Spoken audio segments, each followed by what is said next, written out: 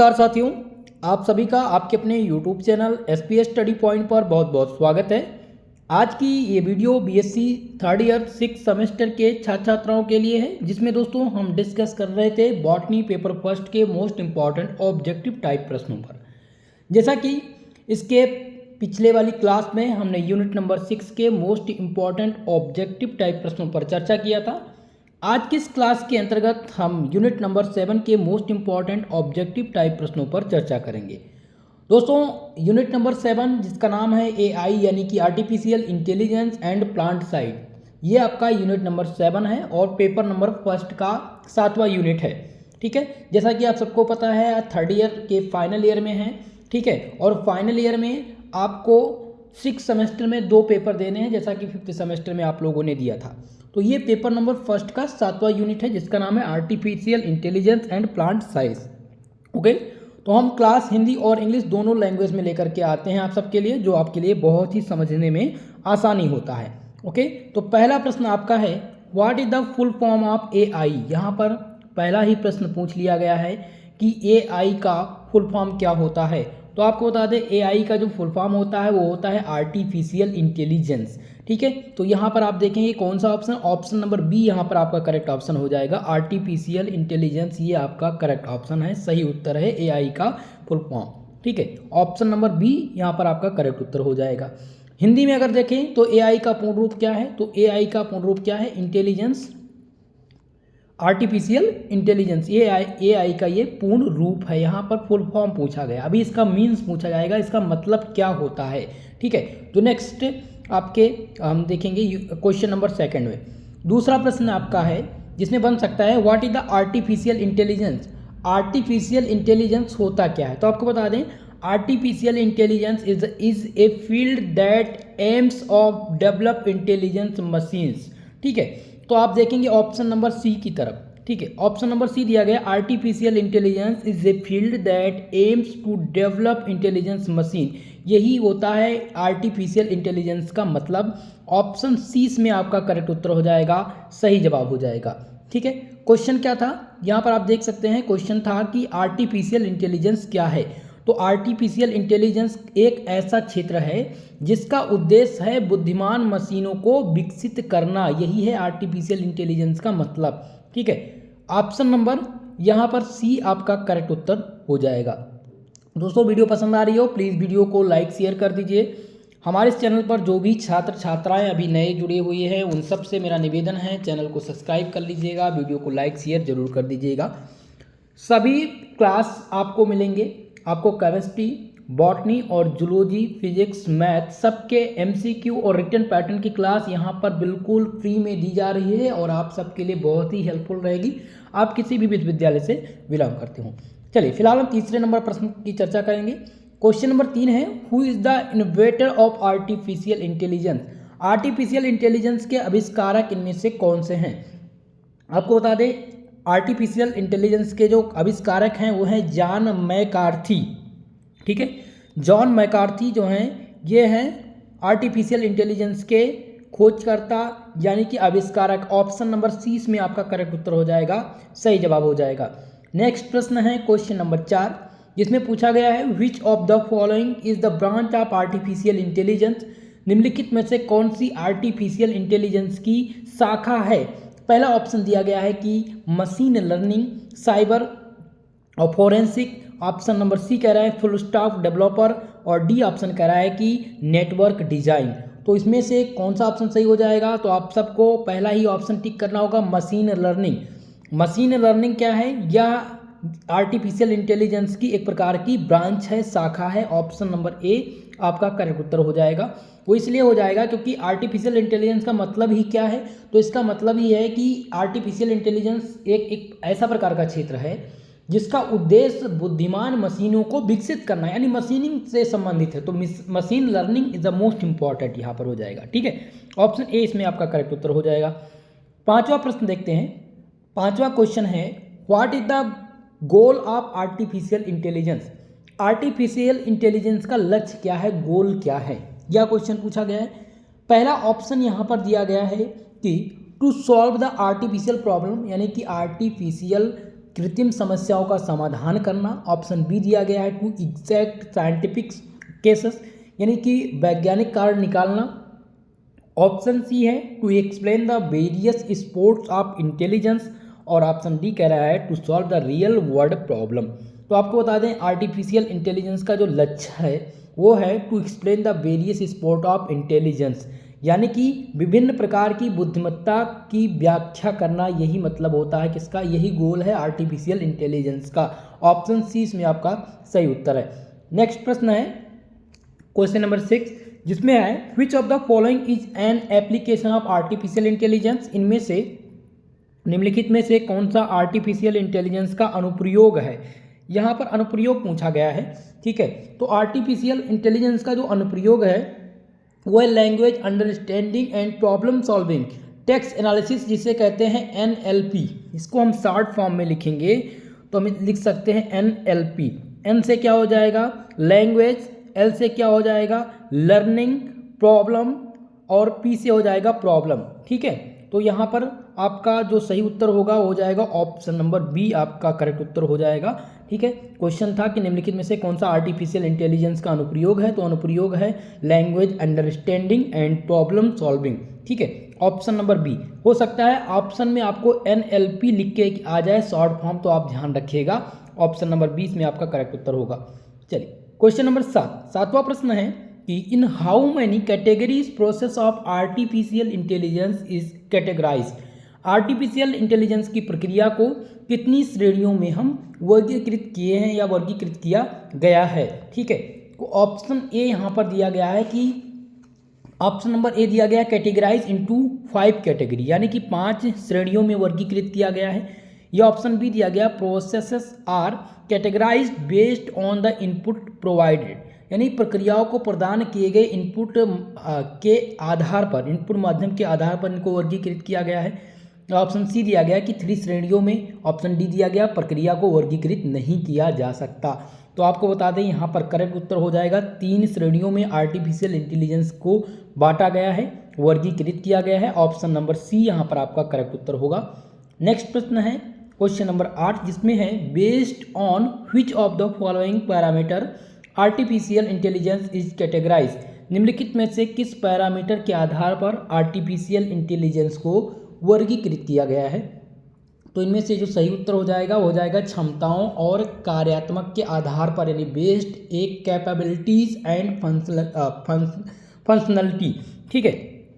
यहाँ पर सही उत्तर क्या हो जाएगा ऑप्शन सी में आपका करेक्ट उत्तर हो जाएगा, ठीक है। यहाँ पर है कि artificial based on which of the following parameter artificial, तो based on capabilities and functionality artificial parameter, okay.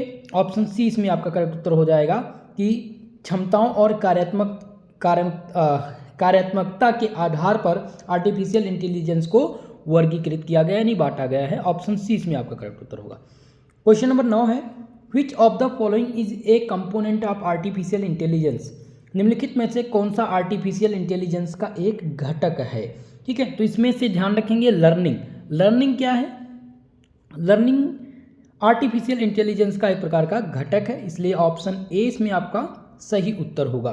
Next question है क्वेश्चन नंबर 10, जिसमें पूछा गया है कि what is the function of artificial intelligence agent. Artificial intelligence agent का कार्य क्या है। तो आर्टिफिशियल इंटेलिजेंस का जो कार्य है वो है mapping of percept sequence to an action, यानी ऑप्शन सी इसमें सही होगा mapping of the percept sequences to an action, ठीक है। तो ऑप्शन सी इसमें आपका करेक्ट उत्तर हो जाएगा। चलिए नेक्स्ट प्रश्न की ओर। आपका अगला प्रश्न है क्वेश्चन नंबर 11, जिसमें पूछा गया है विच of the following is not a type of artificial intelligence. इनमें से निम्नलिखित में से कौन सा आर्टिफिशियल इंटेलिजेंस एजेंट का एक प्रकार नहीं है। तो आप इनमें से कौन सा प्रश्न ध्यान रखेंगे, इनमें आपको ध्यान रखना है यूनिट बेस्ड AI एजेंट, ठीक है।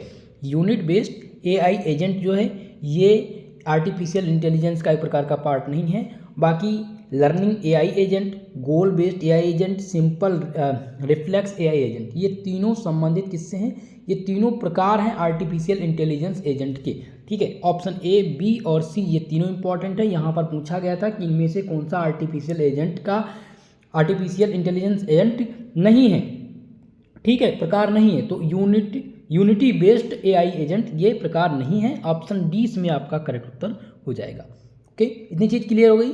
चलिए आगे बढ़ते हैं। क्वेश्चन नंबर 12 नंबर प्रश्न है कि विच of the following is not the commonly used programming language for artificial intelligence.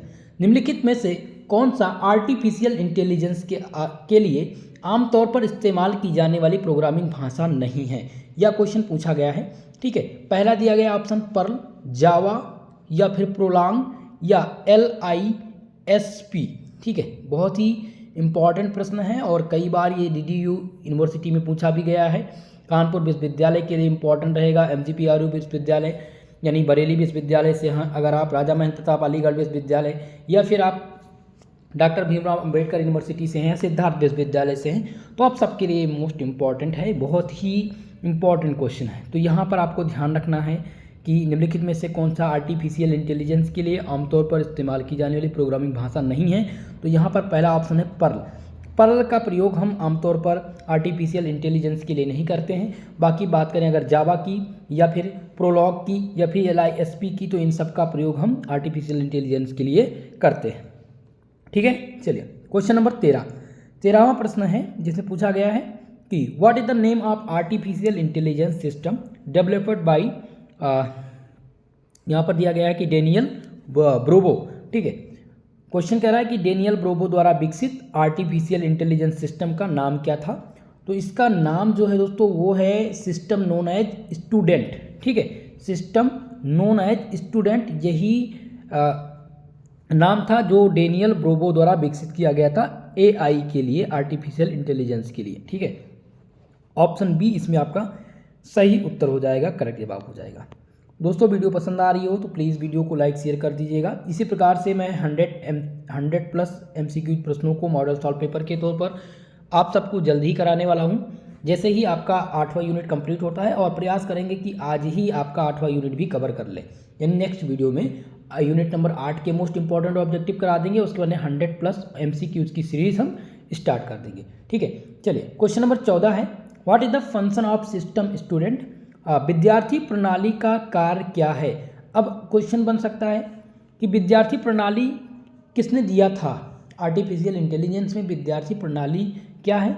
तो आपको ध्यान रखना है कि डेनियल ब्रोबो द्वारा विकसित किया गया यह एक प्रकार का सिस्टम है जो कि आर्टिफिशियल इंटेलिजेंस का नाम है। ठीक है, तो ऑप्शन नंबर इसमें से ये भी प्रश्न बन सकता है। क्वेश्चन यहाँ है कि विद्यार्थी प्रणाली का कार्य क्या है। ठीक है, तो आपको ध्यान रखना है कार्य इसका है system which can read and solve the algebra word problem. ठीक है, विद्यार्थी प्रणाली का जो कार्य है उसका कार्य यह है कि सिस्टम, वह सिस्टम विच कैन रीड, जो पढ़ सकता है, रीड कर सकता है और सॉल्व कर सकता है एल्जेब्रिक वर्ड प्रॉब्लम को। इसलिए ऑप्शन सी यहाँ पर आपका करेक्ट उत्तर हो जाएगा, सही जवाब हो जाएगा। चले नेक्स्ट प्रश्न की तरफ। आपका 15वां प्रश्न है विच of the following is not an application of artificial intelligence. निम्नलिखित में से कौन सा कृत्रिम बुद्धिमत्ता का अनुप्रयोग नहीं है। पहला ऑप्शन दिया गया है यहाँ पर फेस रिकग्निशन सिस्टम। दूसरा ऑप्शन यहाँ पर दिया गया है दोस्तों जिसको चार्ट बॉक्स कह सकते हैं, और सी ऑप्शन है लीडर, और डी दिया गया DBMS। ठीक है, चलिए तो उत्तर करने का प्रयास करेंगे। इनमें से सही उत्तर जो आपका हो जाएगा वो हो जाएगा ऑप्शन नंबर डी, करेक्ट उत्तर हो जाएगा DBMS। ठीक है, इनमें से कृत्रिम बुद्धिमत्ता का अनुप्रयोग DBMS नहीं है, बाकी सभी AI के अंतर्गत आते हैं, यानी face recognition system, chat bots या फिर लीडर, ये तीनों संबंधित हैं AI से, बाकी DBMS नहीं संबंधित है। ठीक है, ऑप्शन ये अनुप्रयोग इसका है, डी वाला ऑप्शन यहाँ पर करेक्ट उत्तर होगा। क्वेश्चन नंबर 16वां प्रश्न है विच of the following machine required input from the human but can interpret the output them solves. Question कह रहा है कि निम्नलिखित में से किस मशीन को मनुष्य से इनपुट की आवश्यकता होती है लेकिन आउटपुट की व्याख्या स्वयं कर सकती है। पहला ऑप्शन दिया गया है कि एक्चुएटर्स, सेंसर, एजेंट या AI प्रणाली। तो इनमें से सही उत्तर कौन सा हो जाएगा? AI सिस्टम यानी AI प्रणाली आपका करेक्ट जवाब हो जाएगा। यह एक प्रकार का ऐसा साधन है, यह एक प्रकार का ऐसा साधन है जो मनुष्य से इनपुट की आवश्यकता तो होती है लेकिन आउटपुट की व्याख्या ये स्वयं कर सकता है। यहाँ पर आप कौन सा ऑप्शन टिक करेंगे? ऑप्शन नंबर डी AI आपका सही उत्तर होगा। चलिए नेक्स्ट प्रश्न है क्वेश्चन नंबर 17, जिसमें है नंबर ऑफ, यहाँ पर पूछा गया total number of inform search method are there in artificial intelligence. Artificial intelligence में सूचित खोज की विधियाँ कितनी हैं? ठीक है, तो आपको इसमें से ध्यान रखना है कि 4 विधियाँ हैं। आर्टिफिशियल इंटेलिजेंस में 4 सूचित खोज विधियाँ हैं। ठीक है, तो उत्तर हो जाएगा ऑप्शन नंबर ए, इसमें आपका करेक्ट उत्तर हो जाएगा, सही जवाब हो जाएगा। नेक्स्ट प्रश्न है क्वेश्चन नंबर 18, जिसमें पूछा गया है the total number of proposition symbol of AI are. AI प्रस्ताव प्रतीकों की कुल संख्या कितनी है? तो AI यानी कि आर्टिफिशियल इंटेलिजेंस में प्रस्ताव प्रतीक की जो टोटल संख्या है वो है 2 प्रस्ताव प्रतीक। इनमें 2 प्रस्ताव प्रतीक दिए गए हैं। ऑप्शन नंबर यहाँ पर कौन सा सही हो जाएगा? ऑप्शन सी इसमें करेक्ट उत्तर हो जाएगा, सही जवाब हो जाएगा ऑप्शन नंबर सी। दोस्तों आज की इस क्लास में हमने आपके यूनिट नंबर 7 के मोस्ट इम्पॉर्टेंट MCQ टाइप प्रश्नों पर चर्चा किया जो हिंदी और इंग्लिश दोनों लैंग्वेज में था। मुझे आशा है आप सबको समझने में बहुत आसानी हुई होगी और इसी प्रकार से यूनिट नंबर 8 को क्लियर करने के बाद मैं आप सबके लिए मॉडल सॉल्व पेपर लाऊंगा और हर पेपर के यानी कि ये जूलॉजी का, माफ़ कीजिएगा, ये आपके बॉटनी का पेपर नंबर 1 था और पेपर नंबर 2 के हम पहले मॉडल सॉल्व पेपर डिस्कस करेंगे, उसके बाद में चैप्टर बाय चैप्टर MCQ की सीरीज स्टार्ट करेंगे। ठीक है दोस्तों, तो आप सब लोग वीडियो को लाइक शेयर जरूर कीजिएगा। चैनल पर नए हैं चैनल को सब्सक्राइब कर लीजिए और बेल आइकन को नोटिफिकेशन को जरूर ऑन कर लीजिए। इन क्लास जब भी हो आपको पता लग सके कि क्लास यहाँ पर लाइव चल रही है। दूसरी बात, अगर आप इस क्लास का PDF चाहते हैं तो आप लोग टेलीग्राम पर जाइए।